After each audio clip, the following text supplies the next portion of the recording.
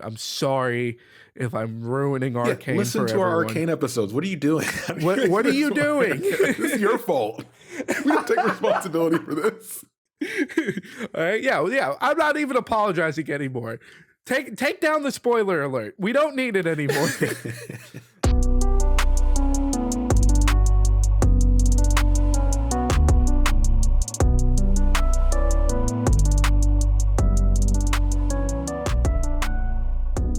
Welcome to Casuals of Runeterra, episode 74.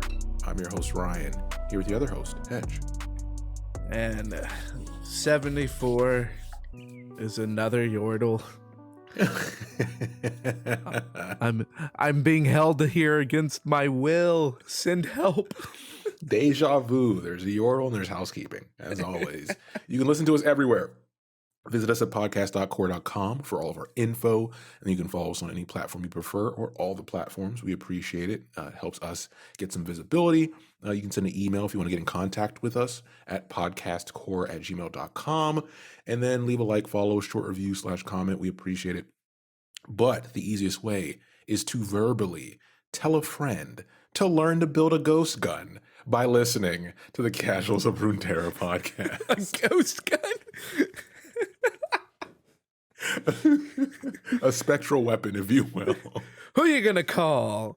The Casuals. Okay. So today we promised you a Yordle. As you know, we're still in this space of Bandle City, getting real deep into things. And we'll be having stories soon, so this may be the last champion until we hop into some stories for a bit and then finish up. But we're gonna get you all the content. No rush. Take your time. But today, it felt only natural after the Tristan episode to talk about her plug, which is Rumble. Ready to rumble. Despite the fact that Riot decided to put Noxus on his card emblem, we're going to talk about Rumble. That's right. We're going to ignore that for now. Yeah, he's a solo Bandle tree. That's it. It's Bandle City only. He has the Noxus attitude. We'll get into what that attitude is. Start us off with the spell here, man. Yeah, so like always, we will start off with a spell connecting us to our champion for the day. And today we're going to go with Electro Harpoon. And especially League of Legends players out there will know that very well. And as far as for the Runeterra players out there or fans of the card game, the card is a 2-mana slow speed spell. And like all of the Rumble-centric cards, they have discard synergies. So the effect on it is to play discard 1 and then deal 2 to a unit and 2 to the enemy nexus. So I mean, this card is really good as far as having having in the discard package, because it's not only a discard mechanic, but it's also a bit of removal as well as bit over the top damage. So all around a really solid card. And it's also one of these cards that I love to see with the discard package, because this is the kind of value that I think the discard should have, because you're already kind of killing your own value by discarding a card.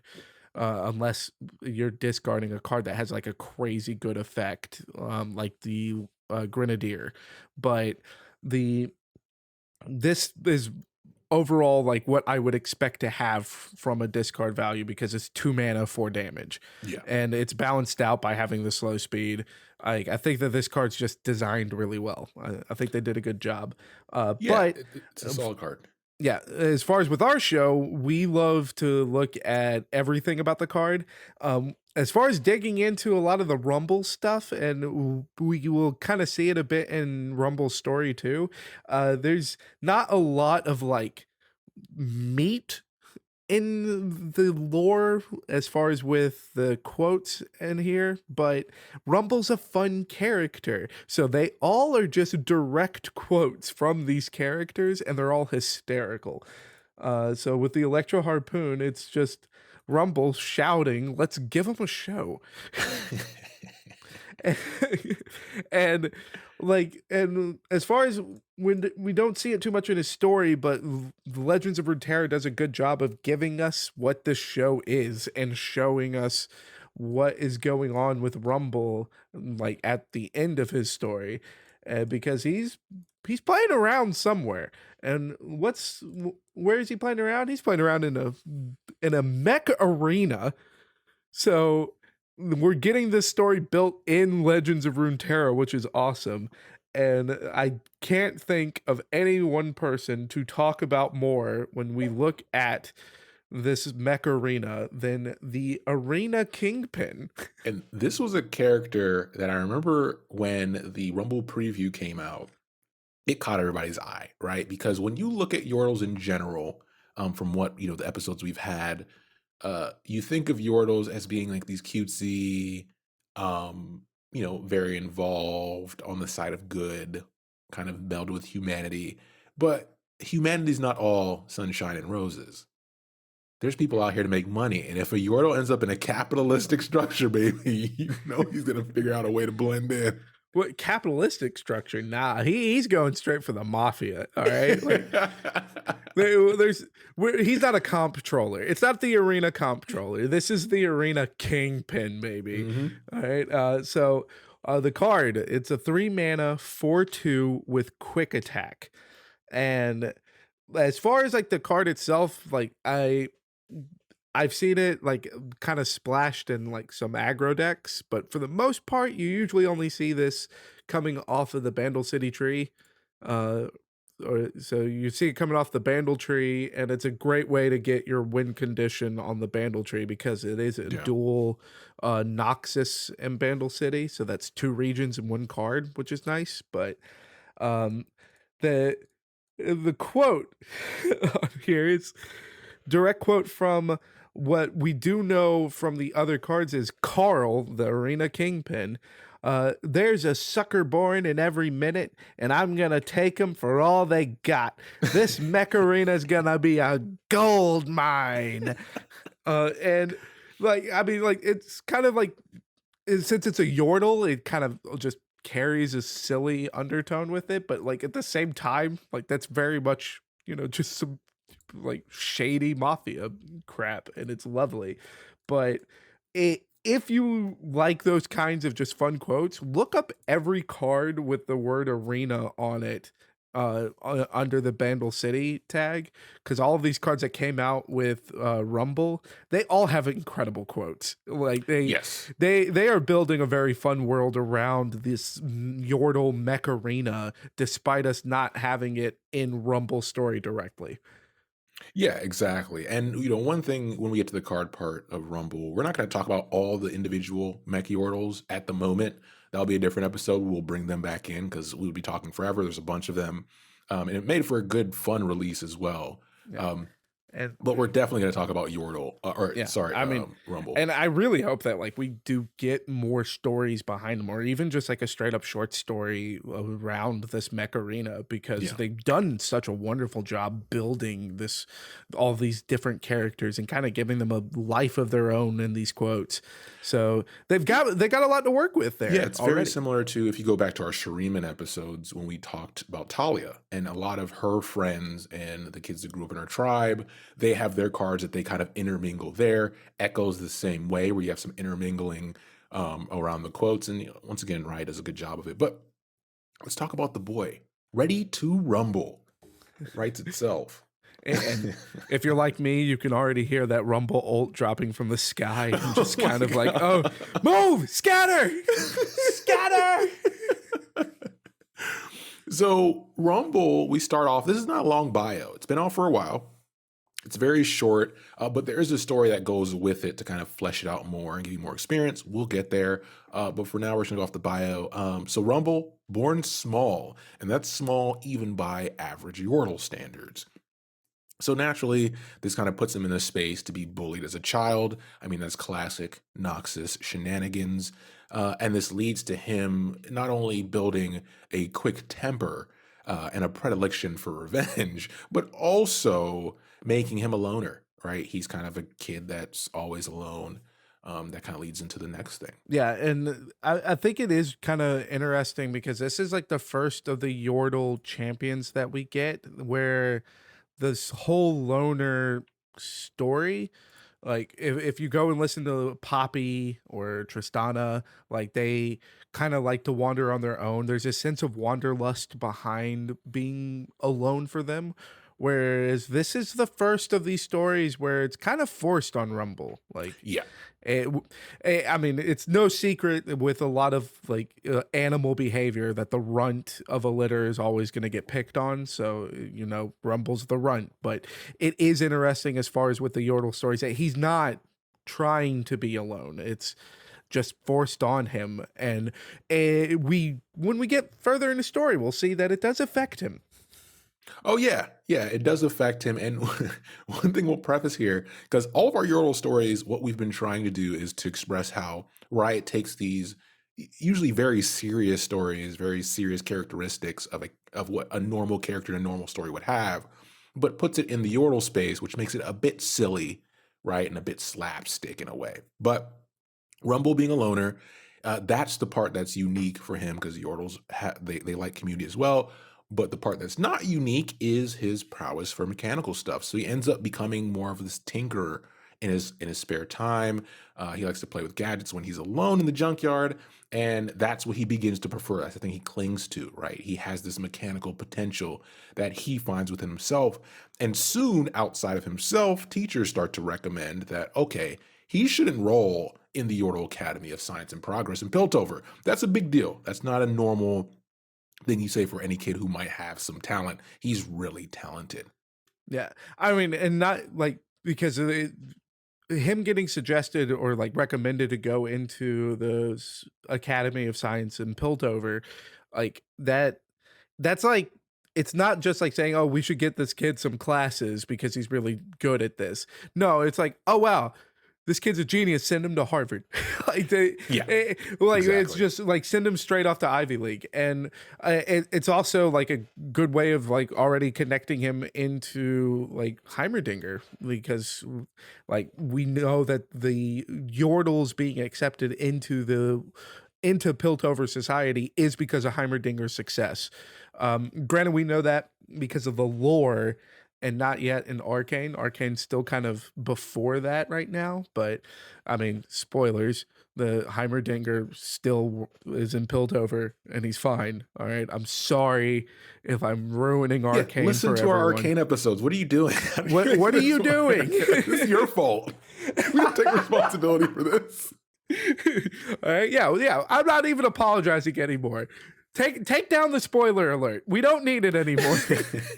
um, but yeah, like they want to send Rumble straight off to one of the most gifted Yordles of all time, and because that's how talented he is with all of these different gadgets and stuff. But he's not feeling it.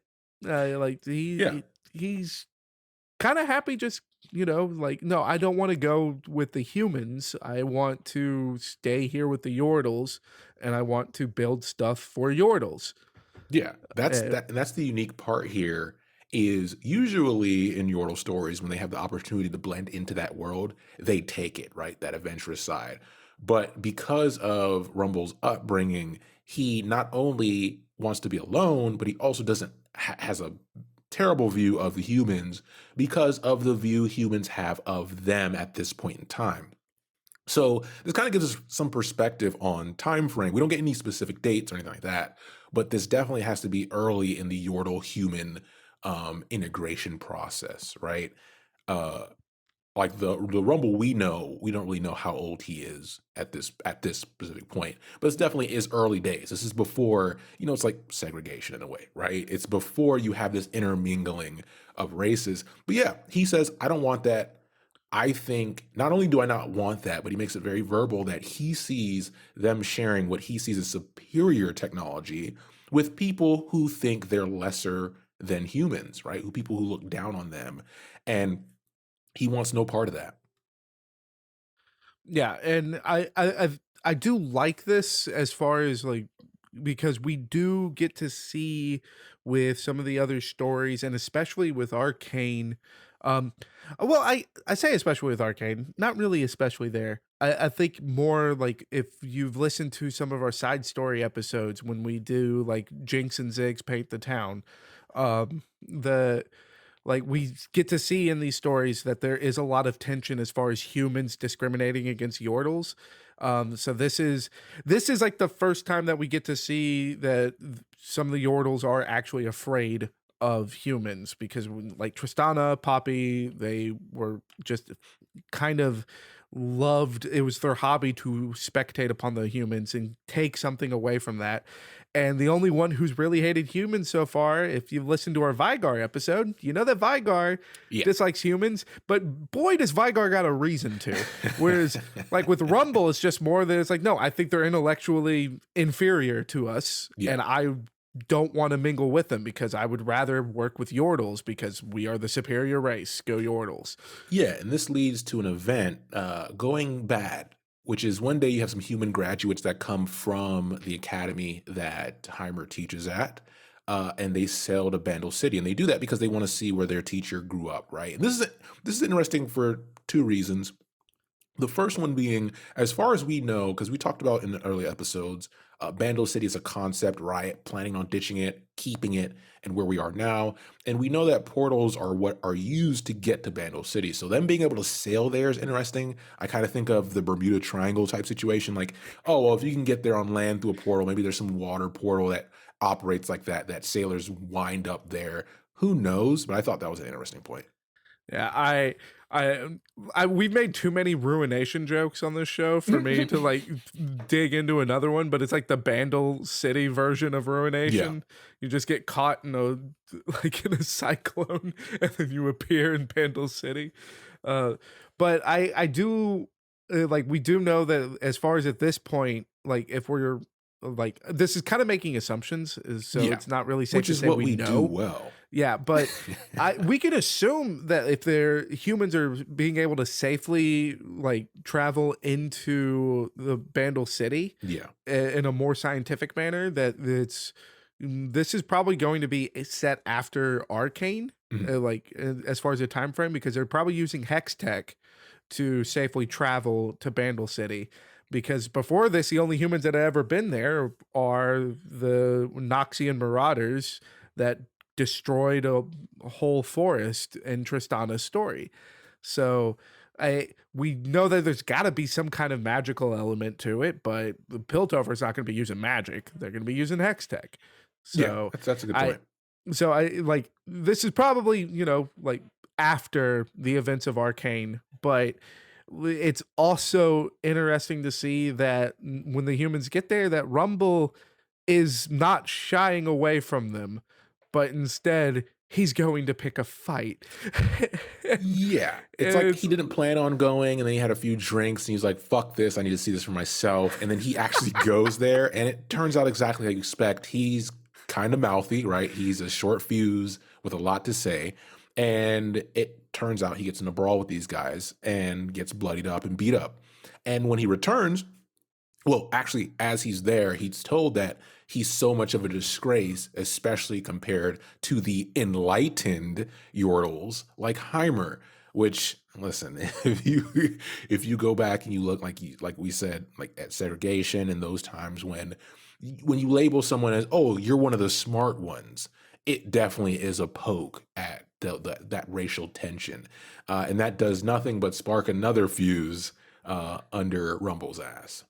I mean, like this is one of the better stories, despite how short it is, Yeah. at really playing into those undertones as far as like the concept of racism. Mhm. And I think it's a very tasteful way of looking at it while also not really digging too hard into it. I think that's one of the reasons why Rumble's story is kind of lacking meat Yeah. in comparison. But this is a good way to highlight these things because it's like no, we know that there's tension there, so you've got to acknowledge it. But they're doing a really good job of kind of like focusing on Rumble's reactions to all of this and showing that like in a slapstick way that you've like digging into bigotry doesn't do anyone any good.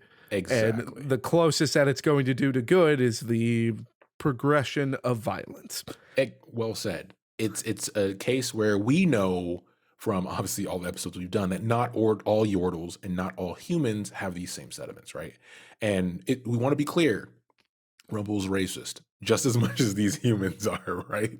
It does, like, his situation creates this xenophobic effect, and the incident ends up radicalizing him even further, which pushes him to one day just disappear from Bandle City without warning, and then returning months later, with a fucking mech, and not just a mech he built from scraps because he has no resources, he has nothing to his And name. I'll hold up the air quotes, a mechanized monstrosity, A Gundam, if you will. if you will. Or not, because we might get sued. I don't know how that works. I like it's so cool because it's like it's a very like basic setup as far as to have like this evil mastermind transition of just like, yeah, you know, you meet your rivals that, or at least in your head your rivals, Uh-huh. the meeting doesn't go well, you disappear and you come back a villain. But it's so much funnier with Rumbles because it's like, man, could you imagine if it was like, okay, no, I'm going to the meeting in my mech. In my mech. I ain't gonna be no tiny Yordle going to the meeting. And it's like get the Gundam preview of the mech getting built and then him walking up to these dudes, but he's the same height as the humans. What Yeah, up? exactly.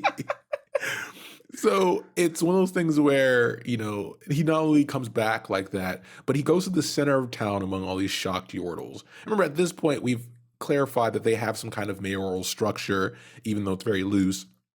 But he goes where all the Yordles are at, and he declares an announcement that he will show the world what Yordle tech is capable of achieving. And that, as we've said many times in our show, is terrorism.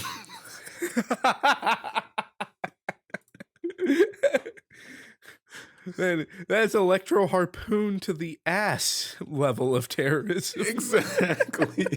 And that's where we're left, right? We're left with that, as far as the story goes. And then we get into the card. Now, Yeah. the way they've represented the card is very unique, very fun, and kind of underpowered. And I think that's on purpose. Rumble is one of those cards that we've talked about in the past where they designed it to be fun, right? It's for the casual experience. It's for people who like the lore, like the combination of things to play. So Rumble is a 4-cost 5/4 with a lot of text. He has on play, discard up to 3 cards to grant allied rumbles everywhere, impact for the first, quick attack for the second, and spell shield for the third. And then his level up requirement is I've seen Mech Yordle allies deal 12 plus damage. So there's other cards in the game that have this tag at the top, which is their you call them band, their type, whatever, right?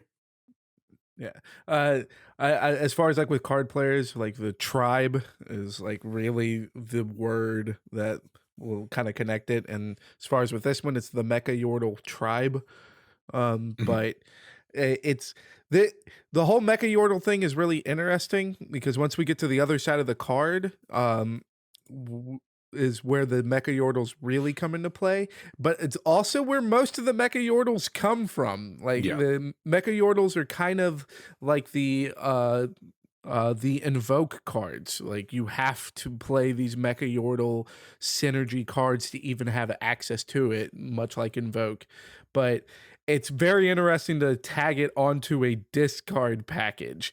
So it's very much like the whole casual experience or the just a hardcore aggro because the other discard synergies play into it. Yeah. But as far as with his level up, it is that I've seen Mecha Yordle allies deal 12 plus damage. So you want to be in this whole Mecha Yordle summoning package just to go. Otherwise, it's just Rumble, and Rumble's got to deal 12 damage without dying. Exactly. Which, I mean, if you've got the 3 cards of discard, it's possible because you get the spell shield Yeah, we've and seen the decks impact. built around it. I know, I mean, obviously Swim has taken on that challenge before. The scouts. But it's the quote we're here for, right? And we get, and that oughter doer, error. What? I just fixed that. System failure imminent. Turn it off. Turn it off. And it's from Rumble and Tristy, which is, okay, so one thing we've talked about in our other Yordle episodes is Tristana kind of being the central appeal here for a lot of Yordles once Bandle City was established, right? And there's a lot of the, I guess, male Yordles who either have a crush or there's some allusion to their fascination with Tristana because Tristana is like one of the OGs. So it's not so much that she's a female Yordle, it's just like people look up to her across the land, right? Yeah. I mean, like City. Tristana is the hero of Bandle City because the only time that we know of Bandle City being attacked, Tristana's the one that kind of picked up the pieces and showed the Yordles that they could fight back. Exactly. She's revolutionary. But it's like Rumble's not immune to this because, yeah, Tristy, there's no way that Tristy... Just coincidence. Is just not like, you don't name your car after a girl that you know and then play the card that you're not interested in her, okay? Like that's not how this works. So we get the flip here. We get the standard +1/+1 on the stats, and then we get when you deal damage to the enemy Nexus, create a random Mecha Yordle in hand, or if you have one, grant all Mecha Yordles in hand +1/+1 to reduce their cost by 1. The second part doesn't really come into effect too many times because you want to keep building that board and getting more Yordles, so you don't care about the plus on stats. And at this point in the game, you're hopefully ahead, so that second part kind of becomes irrelevant. But we get to the part we care about, which is the extension of the quote, which is, I mean, I know Tristy's already got the flamethrower, the electro drill, and the giant freaking maze, but come on. I wasn't not gonna add rockets. Terrorism. Terrorism. That's the logic of a terrorist. That's someone who's buying more and more javelin missiles. He's a terrorist. All right. He is on Demasia's watch list. All right. Demacia is the Interpol of Runeterra. So there you have it. That's kind of the extent of Rumble in the game and lore-wise. And like we said, he does have a story that's much longer than his bio, which we'll go more into him personally, which we'll get into at some point soon. But yeah, heck, anything else to say about this dude? I would want to encourage one more time, read the other cards that came out with Rumble, like read the Mecha Yordle cards. They have so many fun quotes on it. I'll even give a preview because Rumble's like signature card or his champ card is Flame Spitter. And the quote on that is a direct quote from Rumble, and it's, if they ain't howling, it ain't hot enough. So he's a terrorist. But like all of the, even the other Mecha Yordles or the other arena characters, they all have ridiculously fun quotes like this. So there's definitely a little world that Riot has worked to build on with these Mecha Yordles, and I'd personally love to see if they somehow make an appearance in like Arcane. I don't think it'd be in season 2. Like I feel like this is kind of after Arcane, but I want Arcane to take off well enough to where we get to see more of these because it's a lot of fun. As we mentioned in other episodes, they bought Fortiche. I think that's their name. So they can do as many of things as they want to now. I mean, we're talking about it on our show, so that's the official pronunciation now. It's Fortiche. Yeah, Fortiche. But with that, as always, thanks for listening, and we'll be back soon with the next Yordle episode. Send help. All right. Take care, everybody.